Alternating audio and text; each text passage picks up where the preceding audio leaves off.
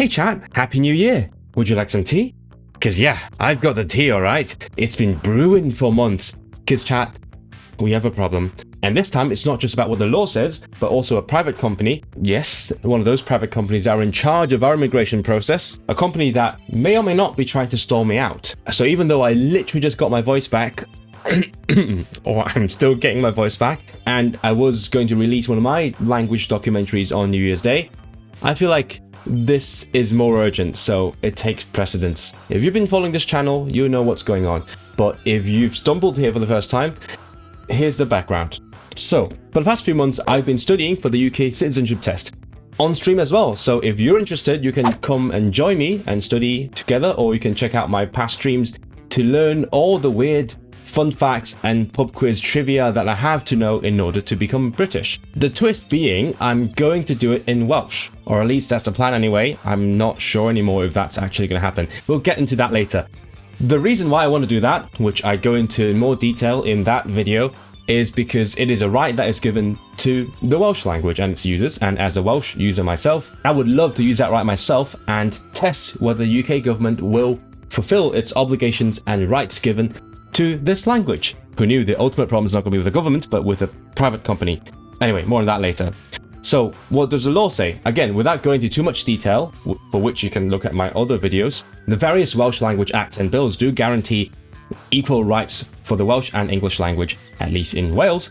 As of now anyway, who knows, maybe Reform will take the Senedd in May and then ban the Welsh language from the UK once and for all. Probably, I don't know anymore. Anyway, not politics here. Which means that, in theory, I should be able to become a UK citizen completely without knowing English, as long as I speak Welsh/Scottish Gaelic, and maybe Irish now, I'm not quite sure about that one. And because of that, there are two things that should be able to be accomplished in Welsh and those other languages. One of them is a language requirement, for which I already have a Welsh certificate in B2. So even if Labour raises the requirement to B2, I still have it. The question is whether they will accept it. More on that in the other videos. Again, I'm focusing on the second one, which is the citizenship test, which is a set of 24 basically pub quiz questions about the history and the society in the UK. And I have gone through half of this book. I've learned about all the history, the kings and queens. I've learned about all the sportsmen, the artists that I have to know by heart. Maybe not the birth dates and death dates, but you know, whatever they did. That's a lot, but that's fine. I'm happy to do it because I know it is worth it to become British and all that, as long as they let me do it in Welsh. And that's the thing. The test is outsourced and run by a private company. There are two private companies at play here. One of them is TSO, which you will see at the back of this book, which is actually just the publisher of these books telling you about some facts which may or may not be true. And the other one being PSI. PSI is a company that runs tests for various purposes, and obviously the UK government hire them to run these tests for them, which is perfectly fine. But that also means that even though they should be subject to the relevant laws that I talked about earlier, they may not be under direct oversight of the executive branch of the government, and it's up to them to fulfill their responsibilities. And considering what they usually do is just the same tests in English again and again and again, this request is actually a lot of extra work for them. And I mean, I understand it is extra work, so more on that later. But as a company carrying out these responsibilities for the government, they have the obligation to fulfill that requirement. In fact, they actually make it quite easy, in theory. On the online form, as I said in my other videos, they actually have made it really easy to click a button and request a test in Welsh/Scottish Gaelic. The question is what comes afterwards. So, what happens after you click that button? I had to find out for myself. There's one guy who's done this before. I think back then there wasn't this button at all. He had to call them again and again to convince them to do this for them. I thought having that button means that they are happier and more willing to do it for me because they have done it. It's not their first time. Fun fact, there's also one person who's taken the Scottish Gaelic test. I know him online, but we haven't met in person. Anyway, so because I have an account on this portal for the citizenship test booking system, they sent me an email a month-ish maybe, I don't know, after I clicked that button saying, cool, we can do that for you as long as you take the test in Cardiff. And I'm like, yeah, sure, I'll go to Cardiff. I'll pay for the train, whatever. That's fine. I live in England. That's kind of on me. I can go to Cardiff. And they said, we need around 12 weeks to get the test ready. Please let us know if you want us to do it. And I said, okay, sure. So 12 weeks, that's a lot of time to translate 24 questions. But fine, you know, bureaucracy, they take time. They need to, I don't know, wait 11 weeks and then put everything in Google Translate or whatever. So I thought I want to do it in early January, which is now, basically, when you're seeing this. So I was like 12 weeks before that, that's early October. So in early October, I said, okay, you have 12 weeks, please make it happen. And then I've heard nothing from them. They sent me an auto reply saying, you'll get a proper reply in 10 working days. I never did, not in October anyway. And then in November, I was like, okay, I mean, I assume they are working on it, but I'm kind of having concerns. So in November, I started calling them. I called them, I got to the customer service, the agents on the front end, and I asked, are you working on it? And they said, oh yeah, sure, the back-end people, they're working on it.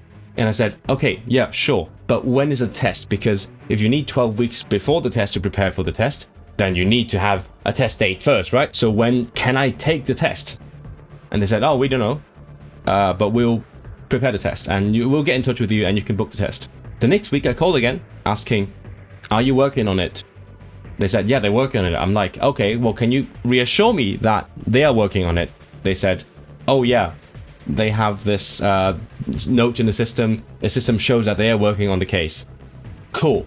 The third week, I called again, just once a week, asking, well, actually, how does it work? Like, how do I know that you're working on it? Do I have to book the test before you can translate it? Or do you translate it and then we book the test? And they told me, yeah, okay, so how we do it is we contact the test center and then we or they translate the test and then they will get in touch with you and you can book the test. So that's kind of already contradicting itself, but that's fine. Okay, they swear they're working on it. Sure, I give them more time. So I was thinking, even if they start in November, I'd be fine. I have plenty of time. Come December, in early December, I got an email saying, yes, we are working on it. And that is in theory from the back end. I'm like, great. Okay. So if you say you are working on it, present continuous tense, that means at least you have been working on it since November, right? So if it takes 3 months, November, December, January, February, it should be ready by February and I can book the test and take the test. That sounds great. That slightly helped me soothe my worries. But then I reread the email and I realized, no, I had misread it. They said, your request is in progress from now. I was like, from now? Why from now? I've been in touch with you since October. I've been calling every week since November, at least for 3 weeks. Why is it in progress from now? Okay, fine, you've been busy. You've been working on it. That I'm starting to be suspicious of that phrasing. And if you start working on it in December, that means it is ready by like March, which is kind of bad. I'll tell you why later.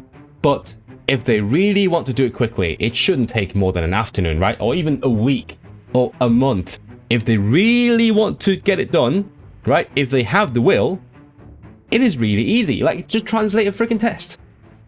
And then in mid-December came the other email that hit me like a truck. It said, hello, first of all, can you confirm whether you want to do the test in Welsh, the Welsh language, or do you want to do it in English in Wales? If so, please let us know. You can do it in Cardiff. I was like, what the actual fuck? I have been talking to you about this since October for the past 2 months. I've been really clear. And I want to do it in Welsh. You said, it's fine. You said, you're preparing it. I called 3 times. You said, you are working on it. Or the front end person says the back end is working on it. And now you say, oh, hey, you sure you're asking for the right thing here? You want us to do that? We can do that. Or you want us to start now? It was mid-December. So if they start from that point and take 3 months or 12 weeks, that's in mid-March. And that is really getting a bit tight. And the reason for that is my visa, my current visa, expires in April. which means that afterwards I will be applying for my indefinite leave to remain, aka permanent residence. Otherwise, you know, I don't have a visa, so I'll be kicked out, right?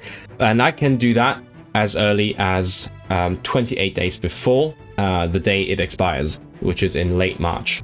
I would like to do that ASAP because, well, that's a whole different thing. You know what? I'll give you a side note as well, because fun fact, you probably didn't know that, the application process for settlement or permanent residence or ILR takes around 2 weeks to 6 months, and you never know how long it takes unless you pay £500, half a grand, for priority processing, on top of the thousands of pounds you pay for the settlement. Great. And during that time, which you don't know how long, it could be up to 6 months, during that time of processing, you cannot leave the common travel area, aka the UK and Ireland. So you're literally trapped in this country and Ireland for however long, for this undefined duration that you will never know until they're done. And if you do leave this area, then your application is void. Great.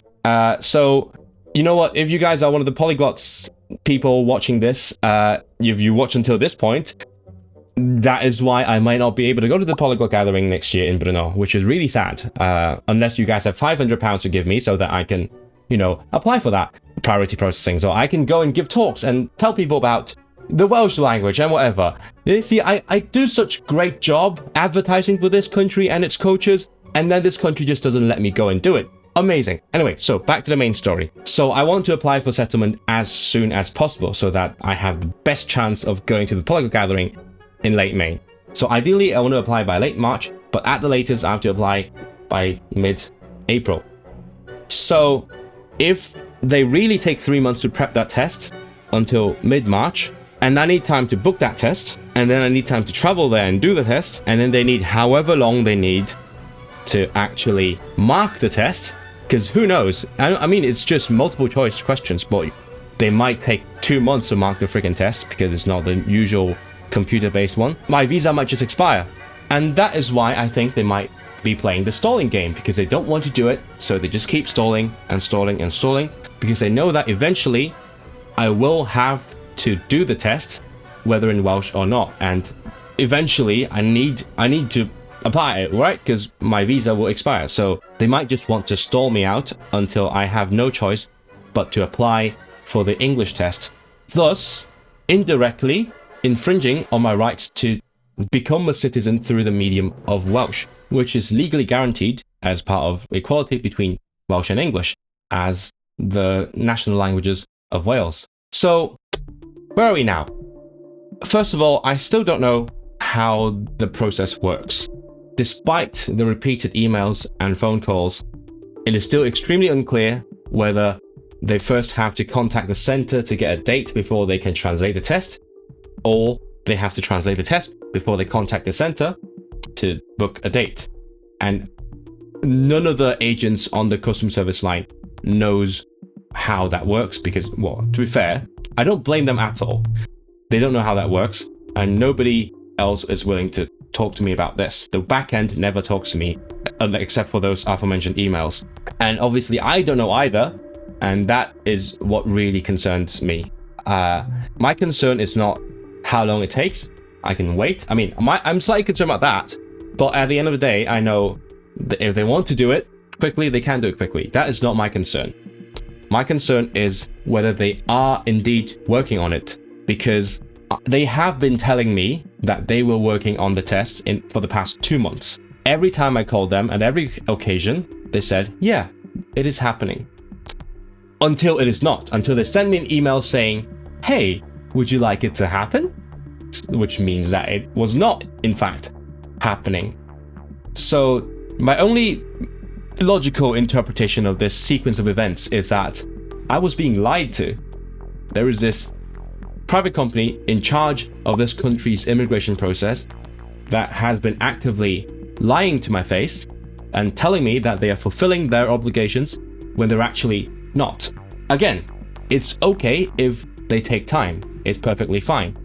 But at least after I ask you again and again and again, after I request specifically to potentially get in touch with the backend team, at least tell me the truth. If you're too busy to work on it, fine. Let me know. Don't tell me that you're working on it when you're not. So to the last email they sent to me in mid-December, I responded pretty much immediately saying, yes, what the fuck? No, I didn't say that. I said, yes, I want to do it in the Welsh language. I have been telling you that I want to do that. And more importantly, I insisted on my rights. And I said, I have the legal right to do this in Welsh.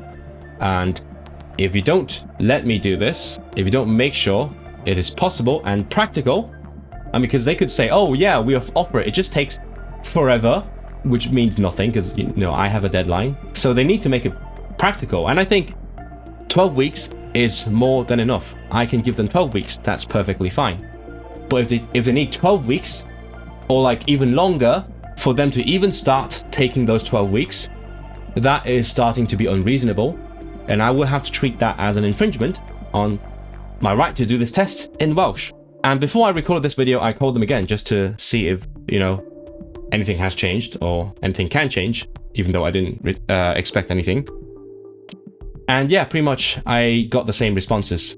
I really don't want to shout at that poor girl on the phone because I know when she's just working a job and she's not responsible for all this crap. So I don't want to make it sound like I'm blaming her specifically, but also I need to make my case clearly and strongly that this is something that has to happen. And also, more importantly, I have been lied to for the past 2 months.